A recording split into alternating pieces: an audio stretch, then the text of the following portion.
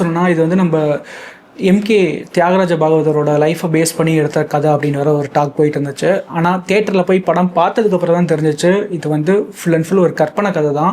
வேணா 50s இருந்த நடிகர்கள் நடிகைகளை பேஸ் பண்ணி அவங்களோட ஸ்டோரிஸ் எல்லாம் கலந்து கற்பனையாக உருவாக்கின கதைன்னு வேணா சொல்லலாம். இது வந்து தியாகராஜ பாகவதரோட கதையை மட்டும் பேஸ் பண்ணி எடுத்த கதை கிடையாது. படத்தை எடுக்க ஸ்டார்ட் பண்ணுறப்ப அந்த ஈகோனால ஹீரோக்கும் டைரக்டருக்கும் பல பிரச்சனைகள் வருது. ஹீரோ வந்து என் ஆடியன்ஸ்க்கு ஏற்ற மாதிரி தான் நான் படம் பண்ணுவேன், அதுக்கேற்ற மாதிரி கதையை மாற்றுங்கன்னு சொல்கிறதும், டைட்டிலே மாற்றுறதும், சாந்தாங்கிறத காந்தான் டைட்டில் மாற்றுறது. அதே நேரத்தில் டைரக்டரும் நீ என்னடா பெரிய சூப்பர் ஸ்டாரு, இந்த படத்தில் ஹீரோயின் தான் மெயினே, நான் ஹீரோயினை வச்சு இந்த படத்தை நான் வேறு லெவலில் கொண்டு போகிறேன் பாரு அப்படின்னு சொல்லி ஹீரோயினுக்கு முக்கியத்துவம் கொடுத்து நிறைய சீன்ஸ் எடுக்கிறதும், அது ஹீரோவுக்கு பிடிக்காமல் போகிறதும், இப்படி ஒரு பக்கம் போயிட்டுருக்கு. அந்த படத்தில் நடித்த ஹீரோயினுக்கு ஹீரோ மேலே காதல் வருது, அவங்க 2 பேத்துக்குள்ளே காதல் மலர்ந்து அது ஒரு பக்கம் போயிட்டு இருக்கிறதும், இந்த மாதிரி ஃபர்ஸ்ட் ஆஃப் ஃபுல்லாக ஒரு ட்ராமா போயிட்டு இருக்கும்போது கொல்லப்பட்டவர் யார் அப்படின்னு நான் சொல்ல விரும்பல, கொன்னது யார் அப்படிங்கிறது தான் செகண்ட் ஆஃப் ஃபுல்லாக இன்வெஸ்டிகேஷன் ஸ்டோரியாக போயிட்டு இருக்கும். ஆனால் கொல்லப்பட்டது யார் அப்படிங்கிறது நீங்கள் படம் பார்த்து தெரிஞ்சுக்கோங்க. இந்த படத்தோட மிகப்பெரிய ப்ளஸ் என்ன அப்படின்னா படத்தில் நடித்த நடிகர்கள். துல்கர் சல்மான் பற்றி சொல்லவே தேவையில்லை. அவர் எந்த படம் நடித்தாலுமே அந்த படத்தில் அந்த கேரக்டருக்கு என்ன தேவையோ அதை வந்து 100% கொடுக்க ட்ரை பண்ணுவார். 100% முழுசாக கொடுக்கவும் செஞ்சுருக்காரு. எக்ஸாம்பிள் நம்ம லக்கி பாஸ்கர் பார்த்துருப்பீங்க நிறைய பேர்.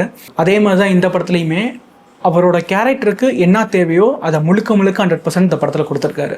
ஆனால் அவருக்கு ஈக்குவலாக நம்ம சமுத்திரக்கனி சாருமே அவரோட 100% கொடுத்துருக்காரு. ஏன்னா இந்த படத்தில் வந்து சமுத்திரக்கனி சாரோட கேரக்டர் வந்து ஒரு சீரியஸான கேரக்டர், ஒரு கோபமான டேரக்டர், ஒரு ஸ்ட்ரிக்டான டேரக்டர், அவர் நினச்சதை எடுக்கணும்னு நினைக்கிற ஒரு டேரக்டர். அவரோட எமோஷன்ஸ் வெளியில் எப்படி கொண்டு வரணும், அதுவும் இல்லாமல் அவருக்கு எழுதுகிற டைலாக்ஸ்லாம் சும்மா நச்சுன்னு இருந்துச்சு. எனக்கு ரொம்ப பிடிச்சிருந்துச்சு அவர் டைலாக்ஸ்லாம்.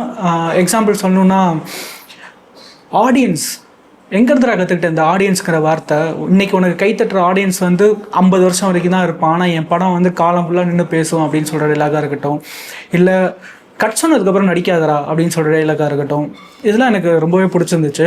எனக்கு சர்ப்ரைஸாக இருந்தது என்னதுன்னா பாக்கியஸ்ரீயோட ஆக்டிங். ஏன்னா அவங்க நடித்த ஒரு சில தெலுங்கு படங்கள்லாம் நான் பார்த்துருக்கேன், ரவிதேஜா படத்தில் பார்த்துருக்கேன், அப்புறம் ரீசெண்டாக இந்த கிங்டம்னு ஒரு படத்தில் கூட பார்த்தேன். அந்த படத்துலலாம் அவங்க அவ்வளோக்கா சும்மா வந்துட்டு போகிற மாதிரி தான் இருக்கும், 2 பாட்டுக்கு டான்ஸ் ஆடிட்டு போகிற மாதிரி தான் இருக்கும். ஆனால் இந்த படத்தில் அப்படி இல்லை. அவங்க நடிப்பு திறமையை காட்டுறதுக்கான நிறைய ஸ்பேஸ் இருந்துச்சு. அந்த ஸ்பேஸ் அவங்க கரெக்டாக யூஸ் பண்ணிக்கிட்டாங்க.